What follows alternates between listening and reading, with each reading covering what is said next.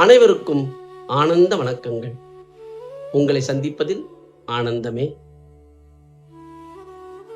இன்றைய ஆத்ம உபதேசம், ஆசையே அனைத்து துக்கத்திற்கும் மூல காரணம். என்ன சாமி சொல்றீங்க? ஆசைதான் காரணங்கிறீங்க, ஆனா ஆசை இல்லாம வாழ முடியுமா?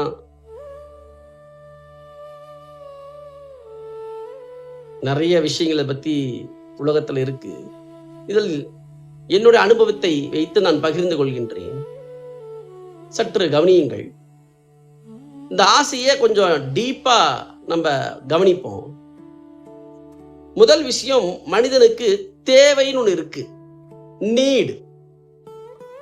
இரண்டாவது விருப்பம், வாண்ட். மூன்றாவது ஆசை, டிசையர்.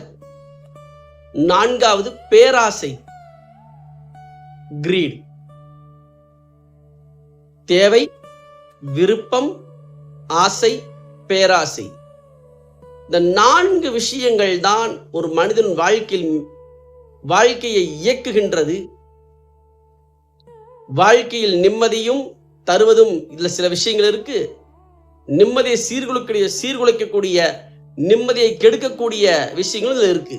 இந்த 4ல எது எந்த பங்கை அளிக்கின்றது, நாம் எதில் இயங்குகின்றோம் என்று தெரிந்து கொண்டால் உங்கள் வாழ்க்கை நிம்மதி நோக்கி நடக்கும். சற்று உங்கள் கவனத்தை இதில் நீங்கள் திருப்புங்கள். முதல் விஷயம், தேவைனா என்ன? பசிக்கு உணவு, உடுத்த உடை, இருக்க இருப்பிடம். பசிக்கு உணவுங்கிறத விஷயத்த, பசிச்சா நம்ம சாப்பிடணும், கட்டாயம் உணவு தேவை. இதுல எந்த ஒரு பிரச்சனையும் இல்லை. இந்த தேவையை நோக்கி தேவையில வாழ்பவர்களுக்கு நிம்மதி நிச்சயமா இருக்கும்.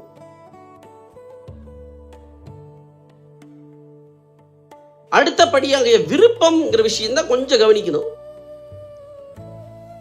இந்த விருப்பம் என்பது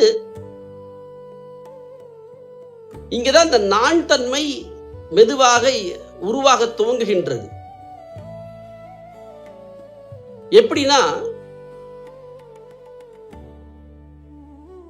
ஒரு உணவை எடுத்துக்கோ. சாதாரணமா ஒரு உணவு சாப்பிட்றீங்க அப்படின்னா அது தேவை. அதுலயே கொஞ்சம் வெரைட்டிஸ் அந்த மாதிரி ஏதாவது சாப்பிட்டு பழகி இருந்து வேற எங்கேயா டிராவல் பண்ணும்போது சாப்பிடும்போது அதுதான் வேணும், அதுதான் விருப்பமா தோணும். அது இருந்தா பரவாயில்லையேங்கும், அது விருப்பம். ஆனா அந்த விருப்பத்துல என்ன ஒரு விஷயம்னா, கிடைச்சாலும் பரவாயில்ல, கிடைக்கலாலும் பரவாயில்லைங்கிற ஒரு தன்மையில இருக்கும். கிடைச்சா பரவாயில்ல, சந்தோஷம். இந்த விருப்பத்துல சந்தோஷம் நடக்கின்றது, தேவையில நிம்மதி பிறக்கின்றது, விருப்பத்தில் சந்தோஷம் கிடைக்கின்றது. நீங்க விருப்பப்படுறது கிடைச்சா பரவாயில்ல, கிடைக்கலனாலும் பரவாயில்லைங்கிற ஒரு தன்மைக்குள் நீங்கள் நகர்வுகின்றீர்கள். நகர்வோம். இது ரெண்டுமே பிரச்சனை இல்லை. இந்த மூன்றாவதாகிய ஆசை தான் மிக முக்கியமான ஒரு ரோல் பிளே பண்ணுது. The desire. இந்த உணவு தான் எனக்கு வேணும், இதுதான் எனக்கு வேணும், இதுல என்ன என் வாழ்க்கை நிம்மதி இல்லை. பிடிவாத குணம், பிடிவாதம், நான் என்கின்ற அகங்காரம் இங்குதான் ஆழமா இயங்க துவங்குது. நிதானத்தை இழக்க செய்கின்றது இங்கதான் ஆசை. உங்களை தேவைகள் என்கின்ற தன்மையை விட்டு விலகி இந்த ஆசை என்கின்ற தன்மை நிதானத்தை இழக்க செய்யக்கூடிய விஷயங்கள் இங்கதான் நிகழ்கின்றது என்று சொல்கின்றேன். இந்த ஆசைங்கிற விஷயமே தேவைக்கு அதிகமாக தேவையில்லாத ஒருபடி மேலே இது இயங்குகின்றது. நான் என்கின்ற அகங்காரம் உங்க எல்லாருக்கும் தெரிஞ்ச விஷயம்தான். நம்ம மனசுக்குள்ள இது வேண்டாம்பா, இது பத்திக்கு எதுக்கு கடை வாங்கி இது செய்யணுமா அப்படிங்க மனசாட்சி சொல்லும். இந்த ஆசை அது மேல இருக்கிற ஈர்ப்பு, பற்று என்ன பண்ணும்? அது மேல இருக்கிற பற்றுனால, இந்த ஈர்ப்புனால நிதானத்தை இழக்க செய்கின்றது. பரவாயில்லப்பா, அப்புறம் பார்த்துக்கலாம், கடனை வாங்கியாவது வாங்கிடுறது. தயவு செய்து புரிந்து கொள்ளுங்கள், கடன் வாங்குவது நல்ல விஷயம் அல்ல. நீங்கள் இதை எப்படி எடுத்துக்கொள்வீர்கள் என்று எனக்கு தெரியவில்லை. கடன் வாங்குவது மிகப்பெரிய ஒரு வாழ்க்கையில் நிம்மதியை இழக்கக்கூடியதுக்கான முதல் படி கடன் வாங்குறது. அன்றாட வாழ்க்கையில் நாம் நிம்மதியாக வாழ்வதற்கு தேவையும் விருப்பமும் போதும். இந்த நிம்மதி சந்தோஷம் இருப்பதற்கு தேவையும் விருப்பமும் போதும். இந்த ஆசை என்பது கடனை வாங்க வைத்து உங்கள் நிம்மதியையும் சந்தோஷத்தையும் கெடுக்கின்றது. கடன் வாங்கினவங்களுக்கு நல்லாவே தெரியும் இந்த விஷயம். வாங்கின பிறகுதான், கடன் கட்டும் போதுதான் தெளிவா புரியும். பேசாம அப்படியே இருந்திருக்கலாமே.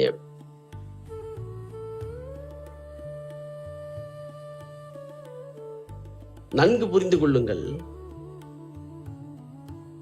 இந்த ஆசையில சற்று ஆழமா கவனிச்சுக்கணும், புரியணும்.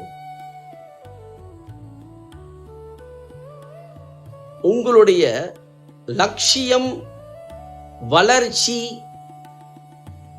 நோக்கி நகர்வது என்பது வேறு, ஆசைங்கிறது வேறு. இந்த முன்னேற்றம், இந்த வாழ்க்கைக்கு தேவையானவற்றை தாண்டி அடுத்த முன்னேற்றம் நல்லதுதான், அது இல்லைன்னு நான் சொல்லல. நல்ல தொழில் துவங்கிறது, நிறைய உழைக்கிறது, வளர்ச்சி அடைகிறது, சம்பாதிப்பது, அது தப்பு இல்லை, நல்லா பண்ணுங்க. ஆனா ஆசை இல்லாம செய்யணும், அதாங்க முக்கியம். எது ஆசை, எது உத்வேகம் என்கின்ற பாகுபாடோடு நாம் செய்தால் நாம் துக்கத்திற்குள் செல்ல மாட்டோம். ஆசையினால் என்ன நடக்கும் அப்படின்னா, முழுசா ஒரு விஷயத்தை செய்த பிறகு அதை அனுபவிக்கும் தன்மை அதில் இருக்காது. அதை அடைஞ்ச பிறகு திருப்பி அடுத்தது யோசிக்கும்.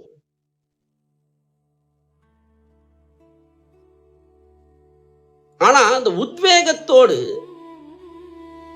நோக்கத்தோடு, தெளிவோடு, உற்சாகத்தோடு நீங்கள் வளர்ச்சி நோக்கி நகரும் போது நிம்மதியும் சந்தோஷம் நிரந்தரமாக தொடர்ந்து வரும். இந்த பரபரப்பு இல்லாம, பதட்டம் இல்லாம,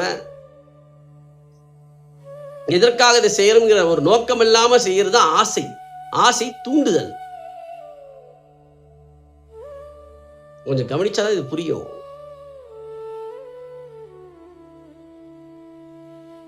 நான் கார் வாங்கவோ, கார் வாங்க வேண்டாவோ அப்படிலாம் சொல்ல வரல. கார் வாங்குங்க, நல்ல வீடு கட்டுங்க, நல்ல தொழில் சம்பாதிங்க, நல்ல வளர்ச்சி நோக்கி நகருங்க.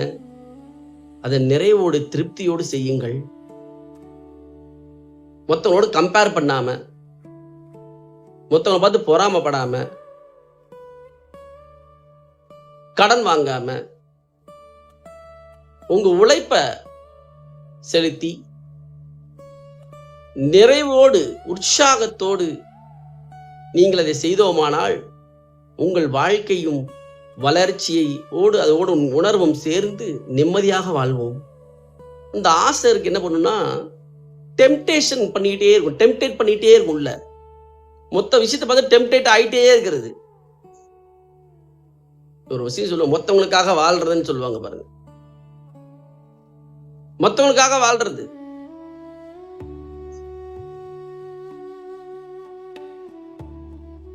இந்த பெருமை, புகழ், இதெல்லாம் ஆசையோடைய சைடு எஃபெக்ட் தான்.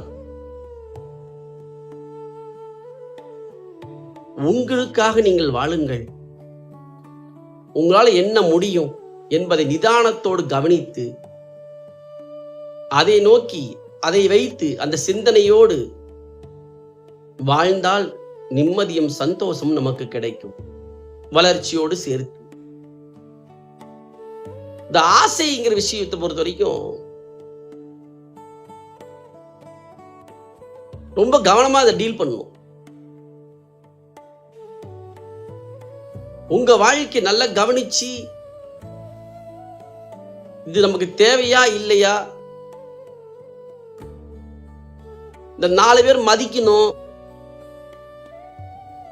மற்றவங்களுக்காக மற்றவங்களை நிரூபிக்கணும், இந்த மாதிரி விஷயம் தான் ஆசைங்கிறேன் நான்.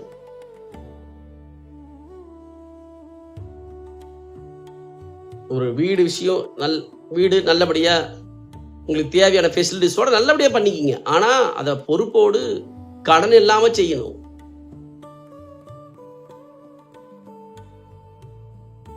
நிச்சயமா கடன் சந்தோஷத்தை தராது.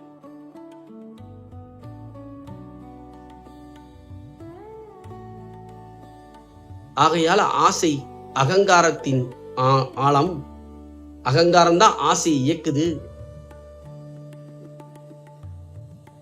4வதாக பேராசை, கிரீட். இது அதுக்கு மேல. இதுல சுத்தமான நிதானம் இருக்காது, பொறாமை அதிகமா இருக்கும். இது ஒரு மனநோய் பேராசைங்கிறது. பேராசை அழிவதற்கு நேரடியான வழியை வகுக்கின்றது. அழிவுக்கு காரணமே பேராசை தான். பேராசை பெருநஷ்டம்.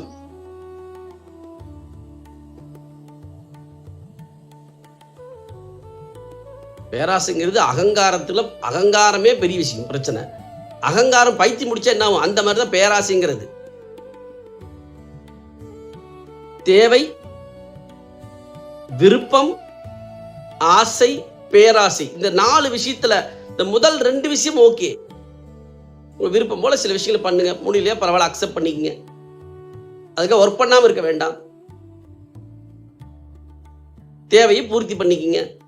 விருப்பத்தை ஒர்க் பண்ணி உழைச்சி, அது தர்மத்தோட நியாயத்தோட ஒர்க் பண்ணி நிறைவோட வாழலாம். இது சரி. ஆசை வேண்டாம். பேராசை பேசவே கூடாது. என்ன பிரச்சனைனா, நம்ம ஆசைப்படுறது தெரியாமையே பண்றது.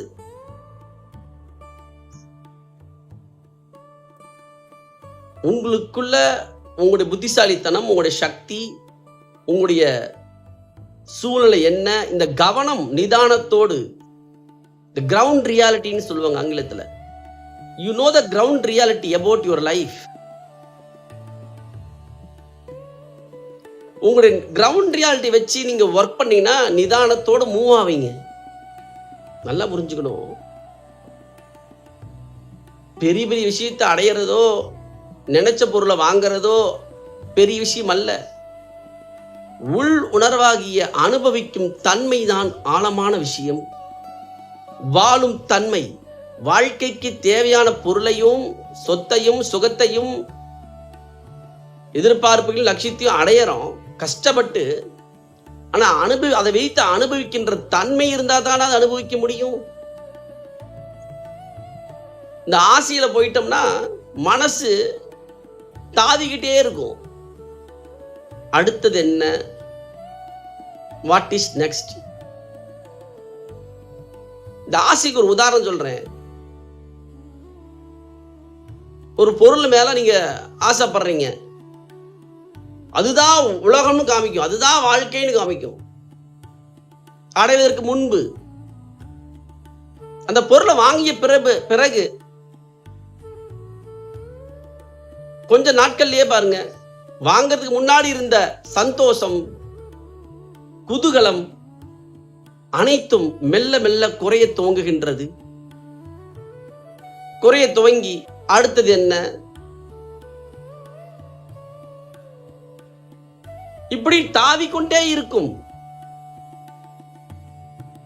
நல்லா புரிஞ்சுக்குங்க. இது ஏன் நடக்குதுங்கிறத பத்தி நான் விளக்கமா சொல்றேன். இது எல்லாரும் உங்களுக்கு பேசிக்க தெரிஞ்ச விஷயம்தான். இதுக்கு மூல காரணம் என்ன அப்படின்னா, முதல் அடிப்படையான விஷயம், ஒரு மனிதன் எதிர்பார்ப்பது சுகம், நிம்மதி, திருப்தி, அமைதி, சந்தோஷம். இந்த சந்தோஷத்துல மிக முக்கியமான வார்த்தை நிரந்தரமான சந்தோஷம். அதுக்கு பேர் தான் ஆனந்தம். நான் சொல்லிட்டு இருக்கிறேன். நிரந்தரமான சந்தோஷத்துக்கு பேர் ஆனந்தம் என்று சொல்கின்றேன். இதெல்லாம் வெளி உலகத்தில் மூலமாக எதிர்பார்க்கின்றீர்கள். ஏன்? அதுதான் நமக்கு தெரியுது. ஆனா இந்த வெளி உலக வாழ்க்கை மாறிக்கொண்டே இருக்கின்றது. It is just moving. What is next? Update ஆயிட்டே இருக்கு. மாறிக்கொண்டே இருக்கின்ற உலகத்தில் அதை நோக்கி நம் சந்தோஷத்தை எதிர்பார்த்தால், நல்லா கவனிச்சுங்க, அது நான் வேண்டான்னு சொல்லல. அதன் மூலமாக நீங்க எதிர்பார்ப்பது நிரந்தரமான சந்தோஷத்தை எதிர்பார்த்தால் அது ஒருபோதும் நடக்காது. ஒரு சாதாரணமாக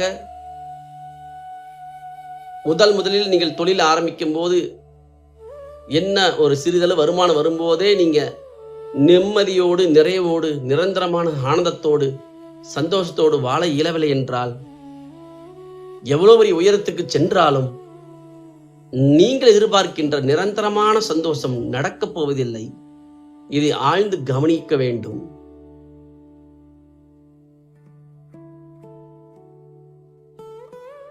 ஒவ்வொருத்தருமே, ஒவ்வொரு மனிதனும் தனக்குள் இதை பரிசோதிக்க வேண்டும். ஏன் இந்த சந்தோஷம் நிரந்தரமாக இல்லை? உறவுகள் சார்ந்தும் இல்லை, பணம் சார்ந்தும் இல்லை, பொருள் சார்ந்தும் இல்லை, புகழ் சார்ந்தும் இல்லை. இதெல்லாம் நிரந்தரம் இல்லாமல் இருக்கின்றது. ஆனால் எதிர்பார்ப்பது நிரந்தரமான சந்தோஷம். அது உள்ளுலகத்தில் இருக்கின்ற தன்மை.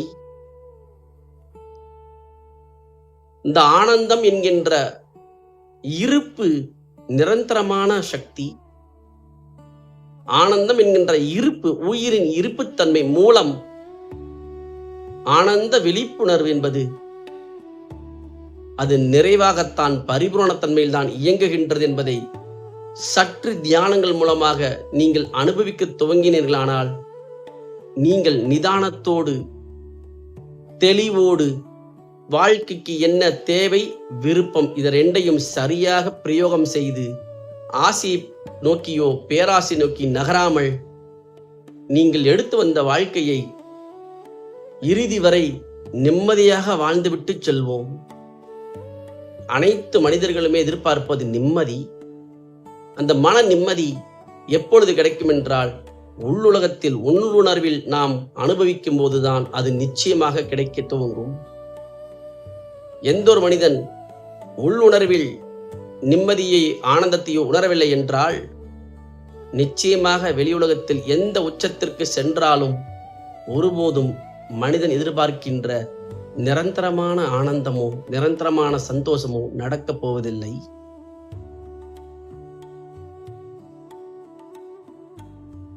இந்த ஆசையில நான் என்கின்ற அகங்காரம், உணர்ச்சி முடிச்சுகளின் தொகுப்பு ஒன்று சேர்ந்து நான் என்கின்ற அகங்காரம் மூலமாக ஆசைக்கு இருப்பதினால்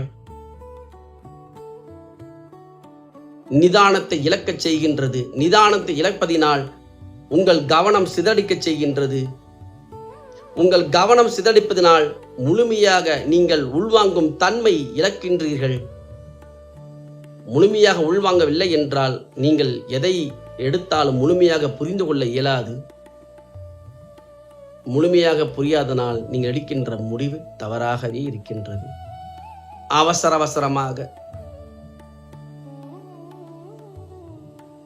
அவசரமா முடிவு எடுத்தனால அது அடிக்கடி இந்த வார்த்தை பிரயோகம் செய்வோம்.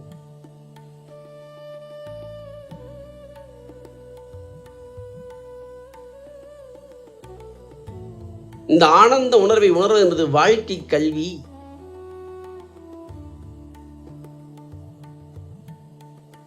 உங்கள் எண்ணங்கள்னா, மனம்னா என்ன, எண்ணங்கள்னா என்ன, உணர்ச்சினா என்ன, உணர்ச்சி முடிச்சுகள்னா என்ன, ஆன்மாவின் இருப்புனா என்ன, உடல்னா என்ன, இதை பற்றிய புரிதல் இருந்தால்தானே உங்கள் வாழ்க்கையில் நீங்கள் நிறைவாக வாழ முடியும். உடல் ஆரோக்கியத்திற்கு எது தேவை?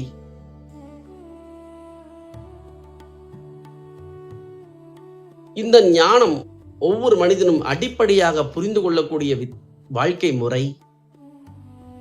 எந்த ஒரு மனிதன் தன்னுடைய மனதை பற்றியும் உணர்ச்சிகளை பற்றியும் புரிந்து கொண்டு தன் ஆன்ம உணர்வாகிய நாம் எதிர்பார்க்கின்ற ஆனந்தம் என்கின்ற நிரந்தரமான சந்தோஷம் உள்ளுக்குள் தான் இருக்கின்றது என்பதை புரிந்து கொண்டு தியானம் செய்து உணர்கின்றார்களோ அவர்களின் வாழ்க்கை நிச்சயமாக நிம்மதியோடு, பரிபூரணத்தோடு, வாழ்க்கை வாழ்ந்தோம் என்கின்ற திருப்தியோடு வாழ்வார்கள்.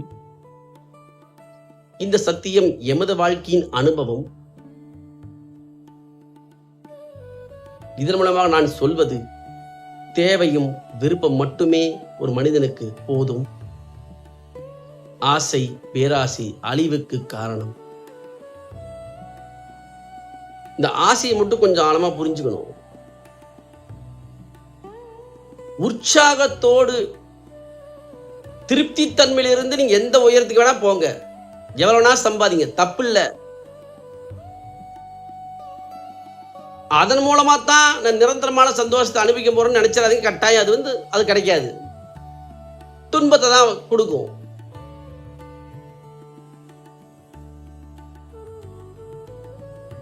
இந்த புரிதலோடு வாழ்க்கையை வாழுங்கள் என்று சொல்கின்றேன். இந்த ஆனந்தத்தை உணர்ந்து வாழ்க்கையை வாழ்ந்தீங்கன்னா எந்த உயரத்துக்கு போனாலும் நீங்க வாழ்ந்தங்கிற திருப்தி இருக்கும். ஓடிக்கிட்டே இருக்க மாட்டோம். ஓடிக்கிட்டே இருக்கிறது, எதற்காக ஓடுறன்னு தெரியாம ஓடுறது. சற்று நின்று உள்முகமாக திரும்பி நாம் எதிர்பார்க்கின்ற நிரந்தரமான சந்தோஷம், அமைதி ஏன் நடக்கல, ஏன் பரபரப்பரனே இருக்குதுன்னு சற்று சிந்திச்சு உள்ளுக்குள் திரும்பினால் இதை நோக்கி நீங்கள் நகரத் துவங்குவீர்கள்.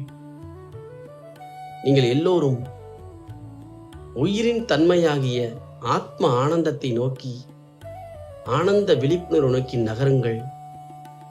அப்பொழுதுதான் உங்கள் மனம் தெளிவடையும், நிதானத்தோடு இருக்கும், மன அமைதி பிறக்கும். அப்பொழுதுதான் தேவை, விருப்பத்தை இந்த இரண்டை மட்டும் பிரயோகம் செய்து வாழ்க்கை நீங்கள் வாழ்வீர்கள்.